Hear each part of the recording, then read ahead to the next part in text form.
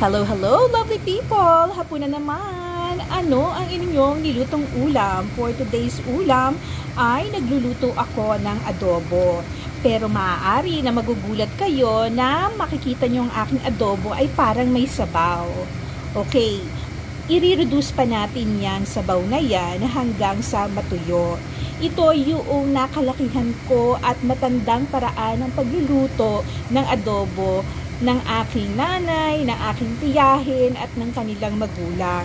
Kahit na sabihin na natin yung adobo ay matagal ang buhay o hindi kaagad napapanis dahil doon sa vinegar, ay mas ito yung prefer ko ng paraan ng pagluluto dahil tiyak ko na nanunuot yung flavor o yung mga sangkap na ipinaglalagay ko dito sa aking adobo. Marami din tayong mga sangkap na pwedeng ilagay sa adobo. Depende sa inyo, depende sa region, o depende din sa kinalakihan ninyo. Okay? Sa aking adobo ay simple pa lang itong ginawa ko.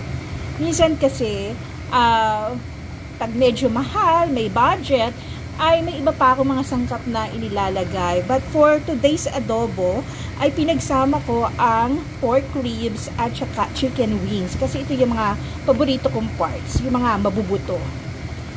Malakas kasi yung flavor. Malinamnam itong mga parts na ito. At ang ginamit ko dito mga sangkap ay simple lang naman.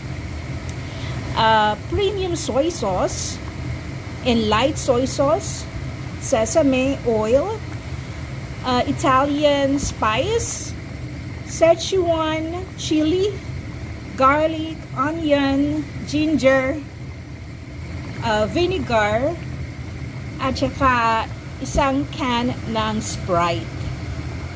Nilagyan ko din nga pala ng oyster sauce and salt and pepper. Yung pepper ay yung mga iba't ibang kulay. Yung Szechuan pepper din yon. So may black, may red, na iba-ibang kulay ng peppers para medyo matapang yung amoy. And of course, ay bay leaf or bay leaves. Ayan.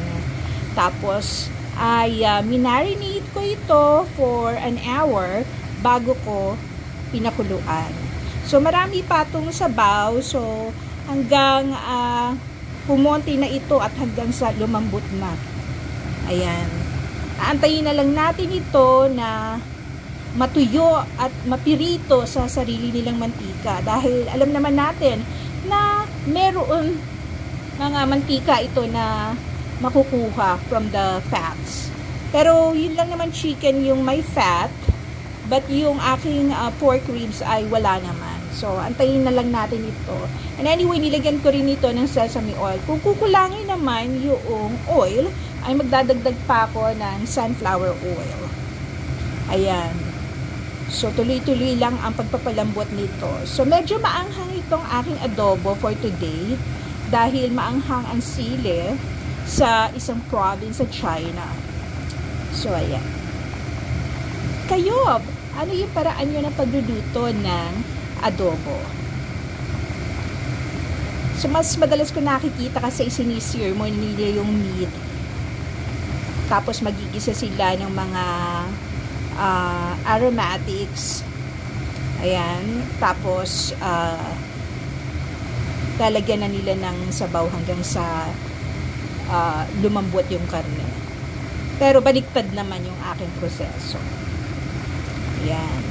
Sarap ang adobo diba? Hanggang tumatagal ito mas madaming days na aabutin. Lalong sumasarap. At doon sa huling araw, lagyan mo ito nung kaning lamig o kayo mga leftover na kanin at magsinangag ka na, diba? Okay, so ayan na ang ating pagkain for today.